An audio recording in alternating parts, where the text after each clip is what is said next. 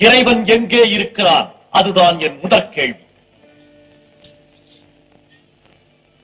மன்னா, இந்த பொற்கிண்ணத்தில் என்ன இருக்கிறது? ஒரு கிண்ணத்திலே பசுவின் பால் இருக்கிறது. அந்த பாலுக்குள்ளே என்னென்ன இருக்கிறது? பாலுக்குள்ளே மோர், தயிர், வெண்ணெய், நெய் அனைத்தும் இருக்கிறது. அது எங்கே இருக்கிறது என்று சுட்டி காட்டுங்கள். அது அது அதற்குள்ளே இருக்கிறது. அப்படி சொன்னால் போதாது. பாலுக்குள்ளே நெய், தயிர், வெண்ணெய், மோர் எங்கே இருக்கிறது என்று தனித்தனியாக சுட்டி காட்ட வேண்டும். இதென்ன சிறுபிள்ளைத்தனமான கேள்வி? அதற்குள்ளே எல்லாம் அடங்கி இருக்கிறது. அப்படித்தானே, ஆண்டவன் எல்லா இடத்திலும் அடங்கி இருக்கிறான். இது புரியாமல் தாத்தாவிடம் இறைவன் எங்கே இருக்கிறான் என்று ஒரு கேள்வியை கேட்டீர்களாமே, இதற்கு எப்படி பதில் சொல்வது?